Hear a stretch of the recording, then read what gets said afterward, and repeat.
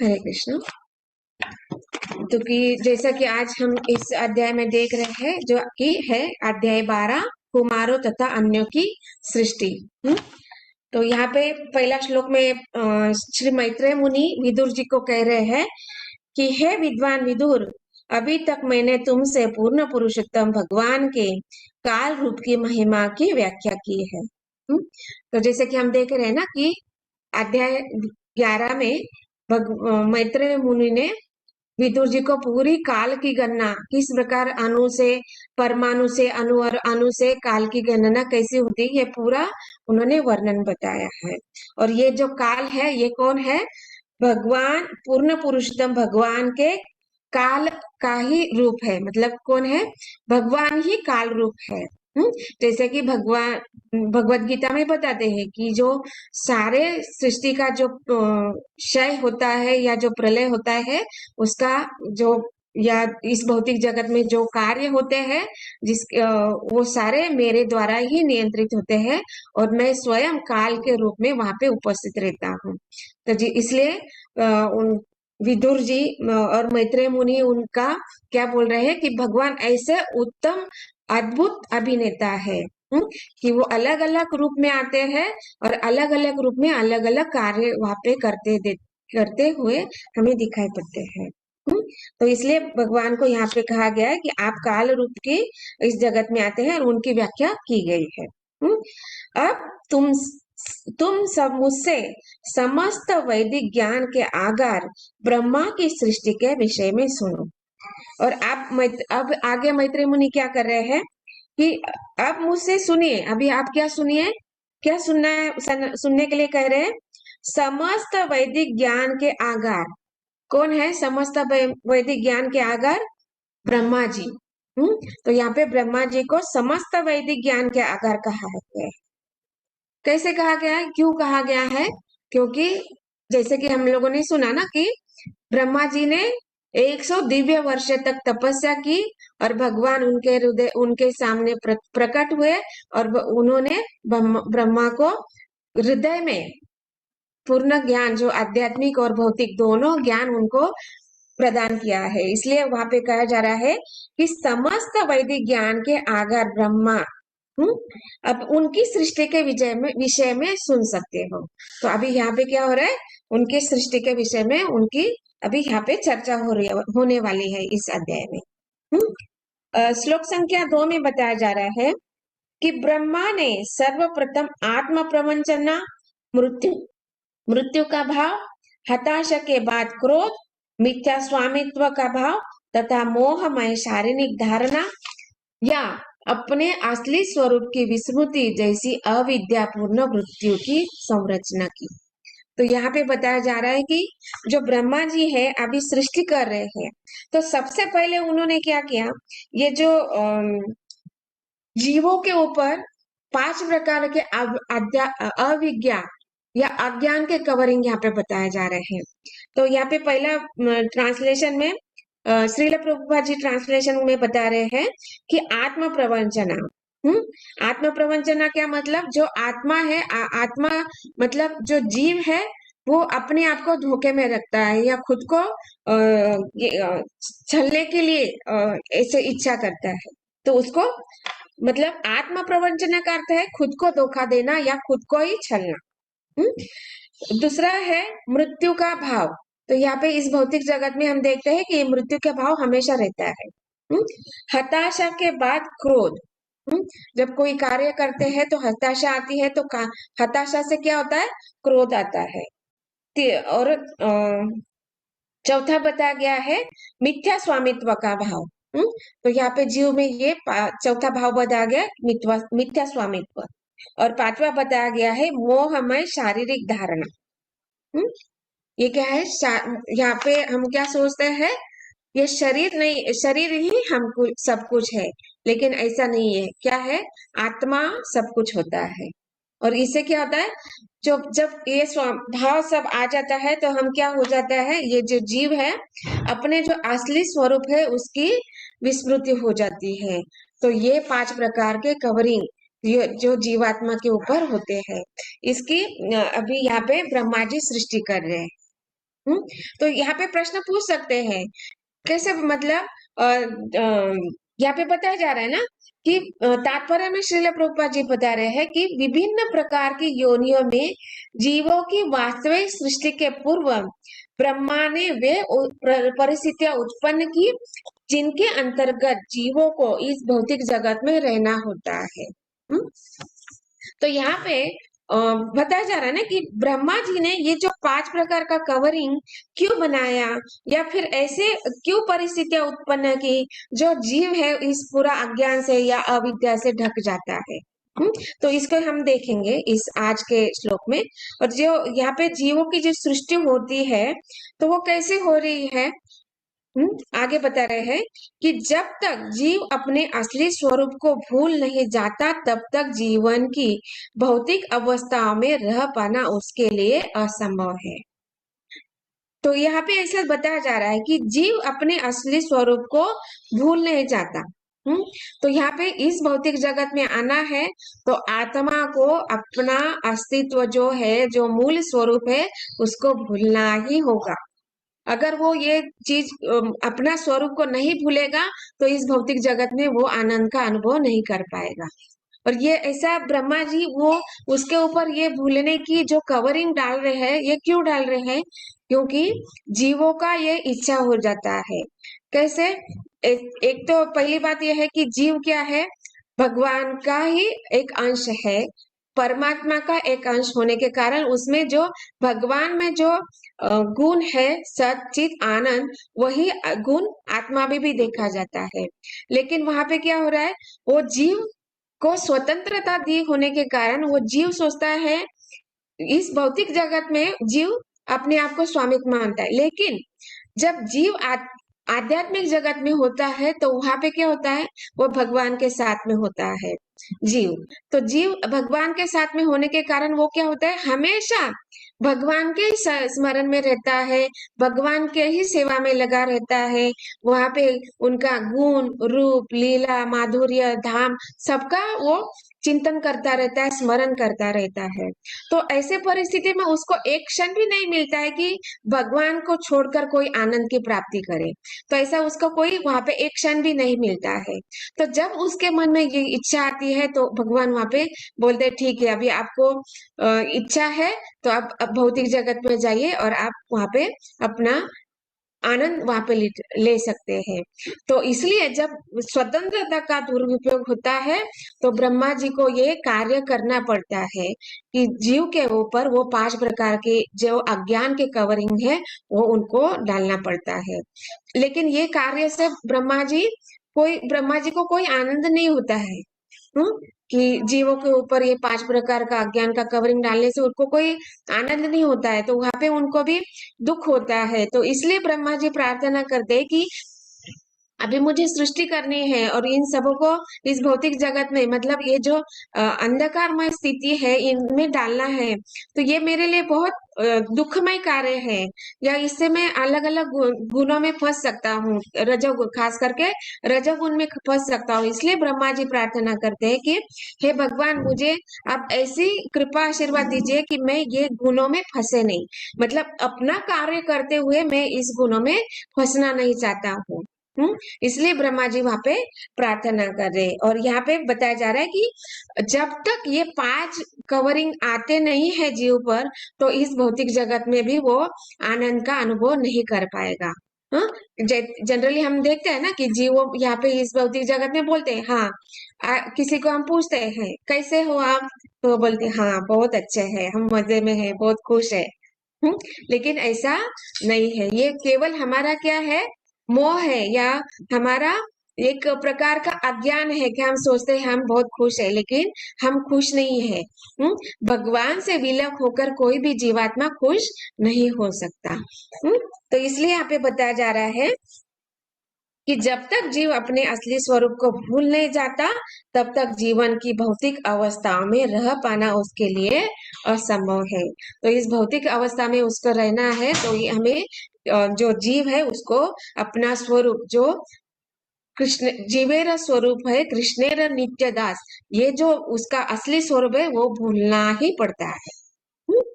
और आगे बताया जा रहा है, अतएव भौतिक जीवन की पहली दशा है अपनी असली स्वरूप की विस्मृति। तो ये जो ज्ञान है कि हम भगवान के अंश है, हम उनके सेवक है, ये ज्ञान को ढक देता है। हम्म तो इसलिए यहाँ पे कहा जाता है यही पहली भौतिक दशा की अवस्था है। हम्म तो ये सबसे महत्वपूर्ण बात है। अपने असली स्वरूप को भूलने पर मनुष्य का मृत्यु से भयभीत होना निश्चित है। तो यहाँ पे क्या क्या अभी कवरिंग आ गया ना, हम सोचते हैं हम क्या हो रहा है। तो ये जो 5 प्रकार का कवरिंग है, क्या होता है पहले बताया जा रहा है।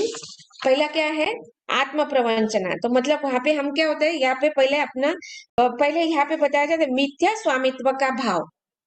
तो मिथ्या स्वामित्व का भाव मतलब क्या हो जाता है, मतलब अभी कवरिंग आ गया ना। तो हम जब इस भौतिक जगत में आते हैं तो हम क्या सोचते हैं, मैं और मेरा।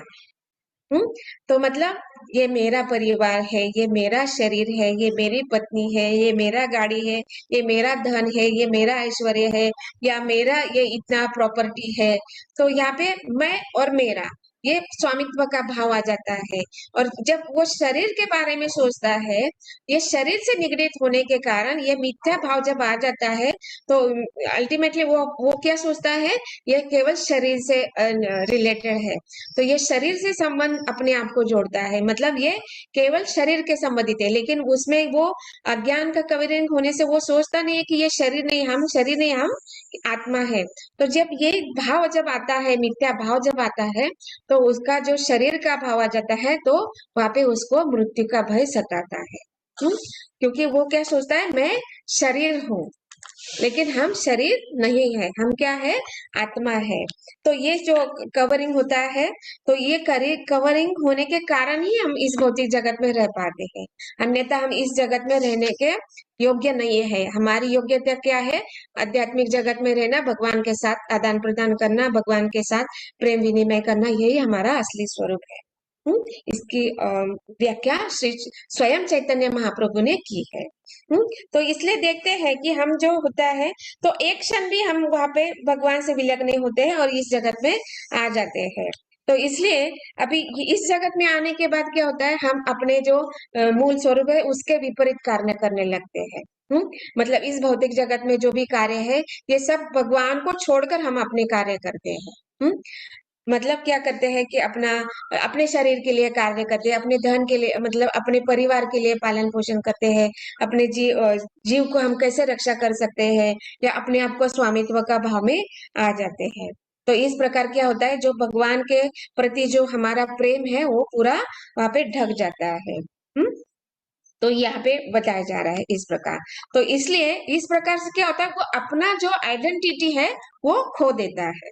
हम्म और अपना मोह के भूलने के कारण वो अपने मूल स्वरूप के भूलने के कारण वो मोह में फंस जाता है। और मोह में फंसने के बाद वो जो क्या होता है, वो अपने अलग अलग कार्य करने लगता है इस जगत में। और ऐसे कार्य करता है जैसे अभी किसी ने बहुत बड़ी डिग्री हासिल कर ली है। अभी डिग्री हासिल कर ली, बहुत अच्छा एजुकेशन पाया है, लेकिन वो कुछ 5 साल 6 साल के लिए काम कर रहा है। लेकिन जब उसका कोई प्रमोशन नहीं हो जाता, तो उसमें क्या होता है, उसमें एक फ्रस्ट्रेशन आ जाता है, वो एक डिप्रेशन उसको हो जाता है। तो इससे क्या हो जाता है, जब वो ऐसा सोचता है, तो वो उसमें अपने आप क्रोध की भावना जागृत हो जाती है। तो जैसे कि भगवत गीता में बहुत बताया जा रहा है ना, ध्यायतो विषयान् पुंस संगस्तेषु उपजायते, संगात् संजायते काम, कामात् क्रोधो विजायते, क्रोधात् भवति सम्मोह, सम्मोहात् स्मृति विभ्रम, स्मृति भ्रंशात् बुद्धिनाशो, बुद्धिनाशात् प्रणश्यति। तो ये सारे जो होता है, मतलब पहले वो इच्छा करता है, इच्छा करने से क्रोध आता है, क्रोध से उसका जो स्मृति है वो विभ्रम हो जाती है, और बुद्धि विभ्रम होने से बुद्धि नाश हो जाती है, और बुद्धि नाश होने से वो अंधतम में गिर जाता है। तो यही सब कार्य है जो हमें इस भौतिक जगत में बनाए रखता है। और ये सारे किस लिए होता है, ये सारा हमारा अविज्ञा के कारण, या जो कवरिंग जीवात्मा में पड़े हैं, इसके कारण ये सारे होते हैं। हम्म तो इससे क्या होता है, उसमें क्रोध आत्मा हो जाता है। लेकिन यहाँ पे बताया जा रहा है कि ये सारा विस्मृति के कारण होता है, और ये इसलिए भगवान भगवत गीता में बताते हैं 15वें अध्याय में, जो स्मृति है, ज्ञान है या विस्मृति है, ये मेरे द्वारा ही जीवों को दिया जाता है। इसलिए भगवान भगवत गीता में बता रहे हैं ना ये। और ये भगवान कर रहे हैं, लेकिन किसके द्वारा कर रहे हैं? ब्रह्मा जी के थ्रू कर रहे हैं। यहाँ पे ब्रह्मा जी अभी एजेंट बना देंगे कि अभी आपको ये कार्य करना है। तो इसलिए हम यहाँ पे देखते हैं। और यहाँ पे आगे बताया जा रहा है, तात्पर्य में श्रीलोक प्रभुपाद बहुत सुंदर बता रहे हैं। क्या बता रहे हैं? अपने असली स्वरूप को भूलने पर मनुष्य का मृत्यु से भयभीत होना निश्चित है, यद्यपि शुद्ध आत्मा मृत्यु रहित तथा जन्म रहित होता है। तो ये जब मिथ्या भाव जाग जाता है कि हम शरीर है और शरीर के लिए कार्य करना है, मैं तथा मेरा का भाव जब आ जाता है, और वो शरीर होने के कारण वो मृत्यु का उसका डर हो जाता है। लेकिन हम क्या है? हम शरीर नहीं, हम आत्मा है। और ये पूरा डिटेल इसमें भगवत गीता में दूसरे अध्याय में भगवान बता रहे हैं। आत्मा क्या है? शुद्ध है। आत्मा का बहुत सारे वहां पे लक्षण वहां पे बताए। आत्मा को ना तो खंडित किया जा सकता है, ना किसी में मिलाया जा सकता है, ना जलाया जा सकता है, ना भिगोया जा सकता है, ना हवा से कोई दूर उड़ा के ले जा सकता है, ना किसी वस्तु उसमें मिलाई जा सकती है, अघुलनशील उसको कहा जाता है। तो ऐसे अनेक अनेक लक्षण वहां पे बताए जा रहे हैं। और इसलिए यहाँ पे बताया जा रहा है कि ये जो आत्मा शुद्ध होने के कारण इस भौतिक जगत में आने पर भी, इस शरीर में साथ रहने पर भी, उसके साथ कोई भी जो भी शरीर में जो परिवर्तन होते हैं या जो विकृतियां आती है, वो आत्मा में दिखाई नहीं पड़ती है। जैसा आत्मा जन्म के साथ होता है, ऐसा ही आत्मा, ये जो 6 परिवर्तन शरीर में दिखाई देते हैं, वो मृत्यु के अंत तक वो ऐसे ही बना रहता है। जैसे कि हम देखते हैं ना, शरीर में 6 प्रकार के परिवर्तन होते हैं, लेकिन आत्मा में परिवर्तन होता है क्या? नहीं होता है, वो ऐसे ही रहता है।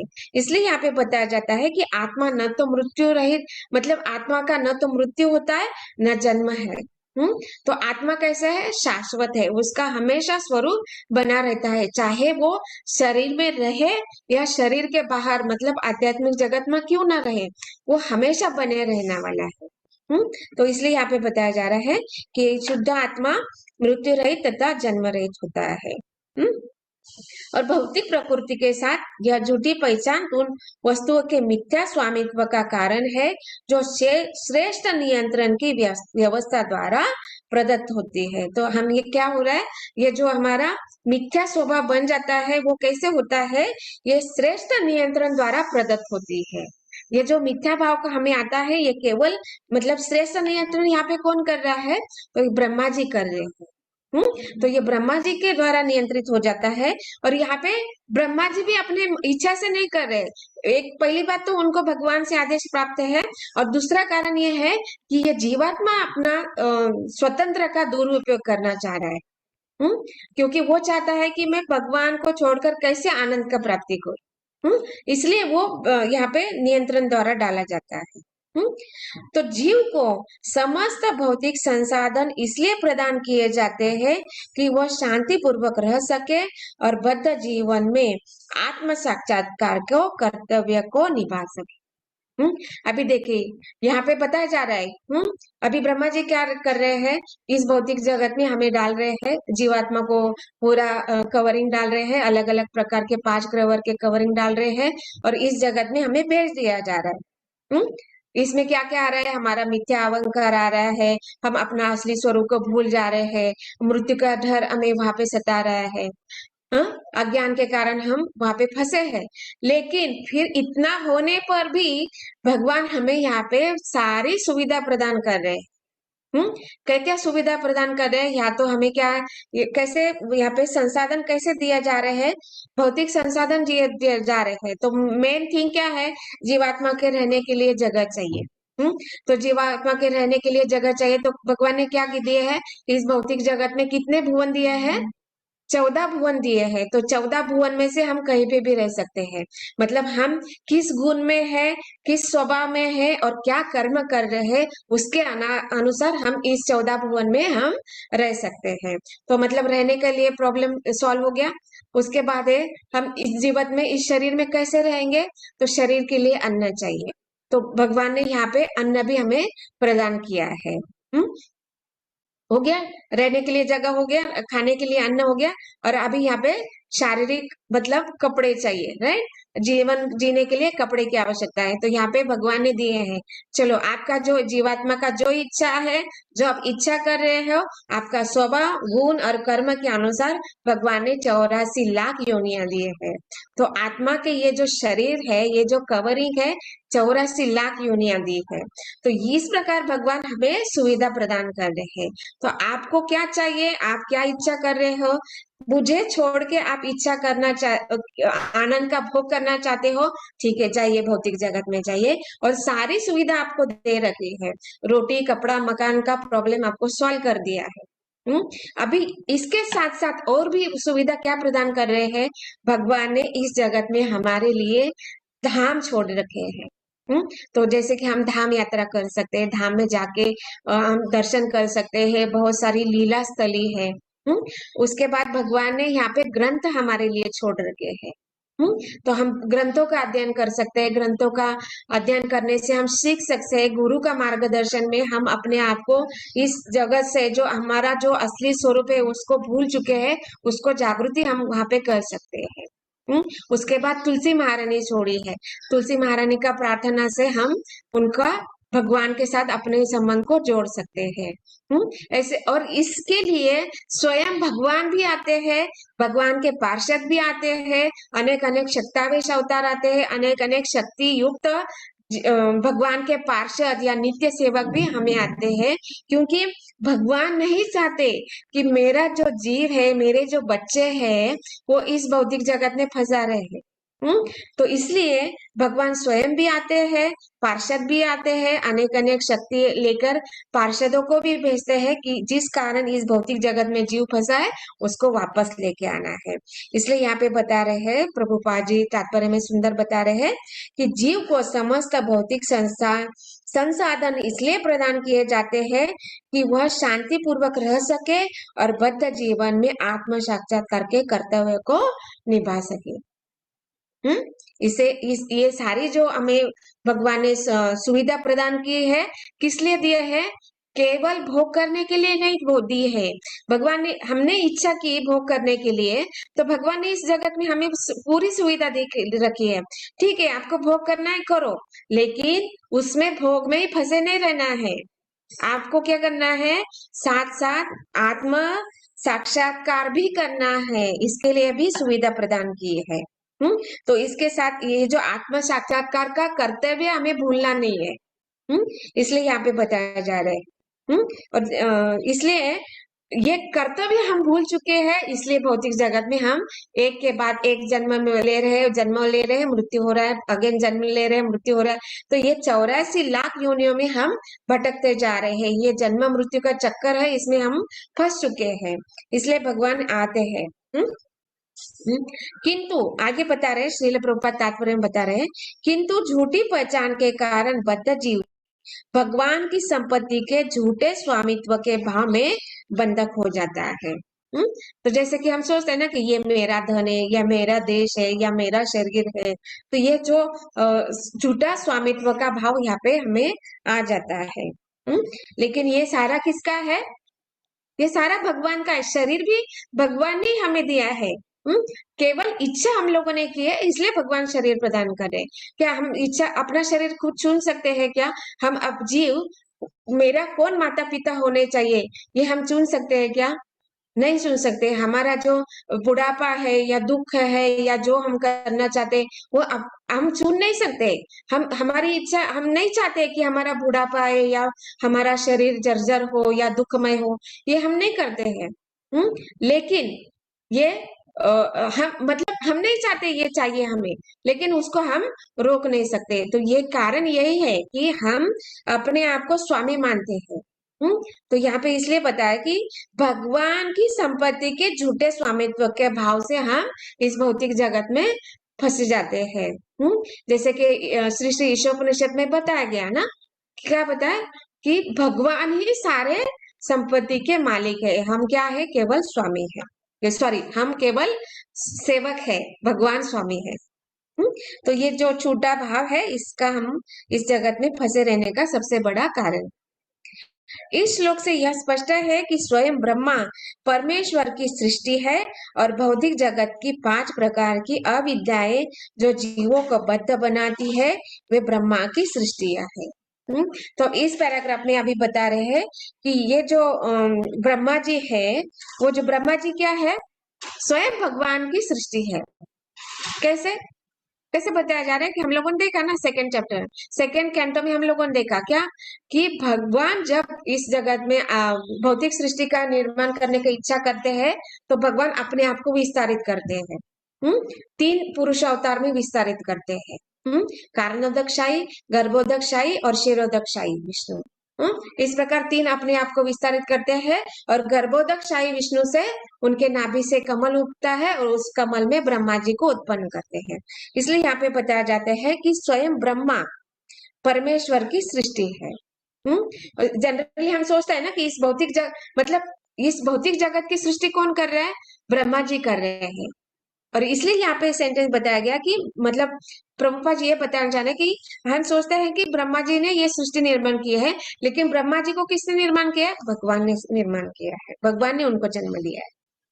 और ये जो भौतिक जगत की जो 5 प्रकार की अविद्या है जो जीवों को बद्ध बनाती है, वो ब्रह्मा की सृष्टियां है। तो ये ब्रह्मा यहाँ पे क्रिएशन कर रहे हैं, ये इसलिए इस अध्याय का नाम गया है कुमार तथा अन्य की सृष्टि। और इस पहले श्लोक में बताया जा रहा है कि ये जो 5 प्रकार के कवरिंग है, ये ब्रह्मा द्वारा क्रिएट किए जा रहे हैं। तो इसलिए मतलब क्या हो रहा है यहाँ पे, पहले तो भगवान ने सर्ग किया और अभी यहाँ क्या हो रहा है, विसर्ग हो रहा है। जो जीवों को बद्ध बनाती है, वे ब्रह्मा की सृष्टियां है। यह सोचना नितांत हास्यास्पद है कि जीव परम पुरुष के तुल्य है।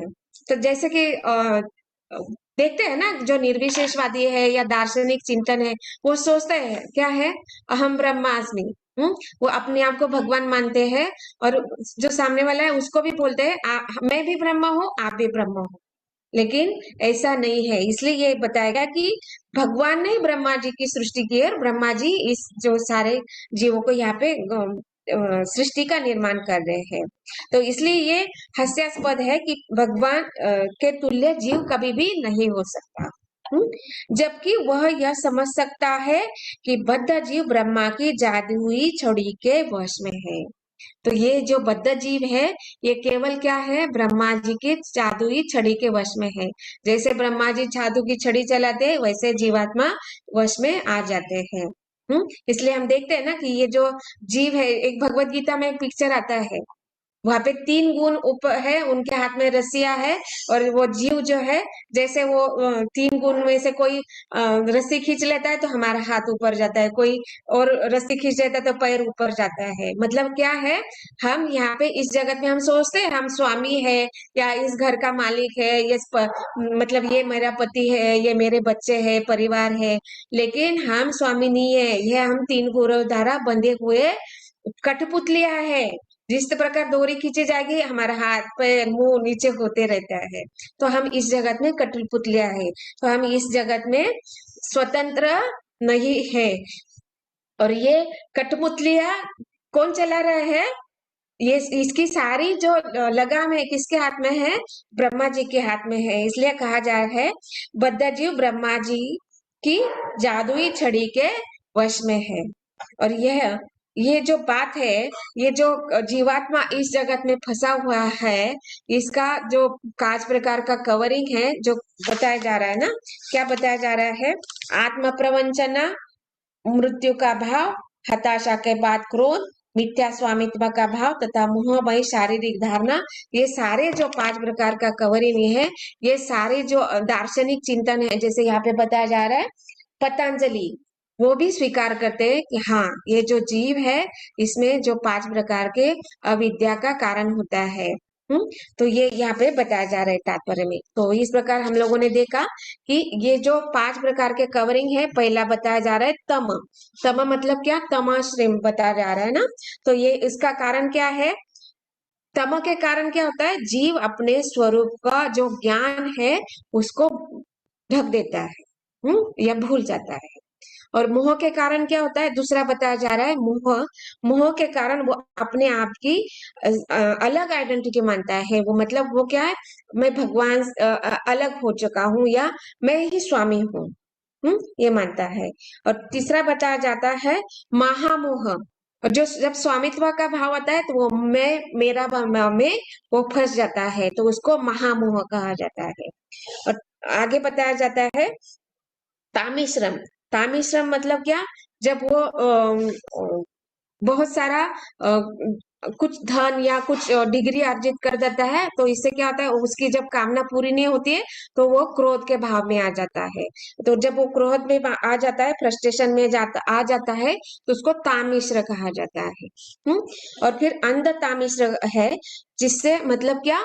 जब वो अपने आप को शरीर मानता है या स्वामी मानता है, जब शरीर के भावना उसमें आ जाती है तो उसको मृत्यु का डर सताता है।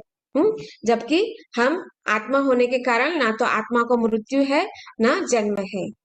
दैट मीन्स हम क्या है? इस भौतिक जगत में रहने वाले शरीर नहीं है, हम आत्मा है। और लास्ट में बताया जा रहा है कि ये जो ये मोह है, ये ऐसा मोह है ना कि इस जगत में फंसाए रखने के लिए बहुत बहुत मतलब बहुत बड़ा रोल प्ले करता है। कैसे? तो मतलब अगर कोई स्त्री है तो स्त्री पुरुष के प्रति आकर्षित होती है, और जो पुरुष है वो स्त्री के प्रति आकर्षित हो जाती है। कैसे? तो मतलब ये जो जीव बनाए गए हैं, तो ये यहाँ पे ब्रह्मा जी ऐसे मतलब जो जीवात्मा के शरीर के ऊपर ऐसे ऐसे कवरिंग डाल देते हैं ना कि इसके ऊपर जो अलग अलग जीव है आकर्षित हो जाते हैं। तो यहाँ पे बताया जा रहा है कि ये कवरिंग मतलब शरीर के ऐसे कुछ भागों पे कवरिंग डालता है कि जैसे मतलब कोई पुरुष स्त्री को देखता है तो कुछ शरीर के कुछ अंगों को देखकर वो पुरुष आकर्षित हो जाता है, मतलब वो मोह के लिए और भी कारण बन जाता है।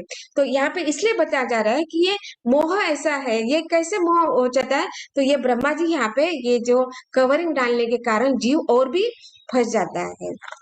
तो इसलिए बताया जाता है कि केवल देखने मात्र से जीव और भी मोह पड़ जाता है। तो ये मोह जो है ये बहुत बड़ा घातक हथियार है जो इस जीव को इस भौतिक जगत में बांधे रखने।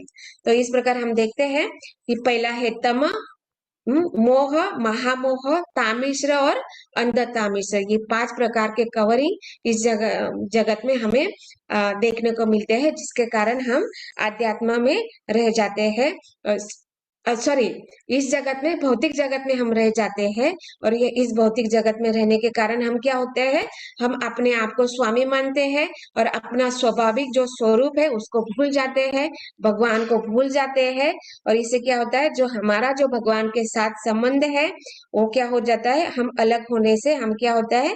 हम अज्ञान के कारण ये सारे कार्य जगत में करते रहते हैं, और ये जो कार्य है ये ब्रह्मा जी यहाँ पे करते हैं।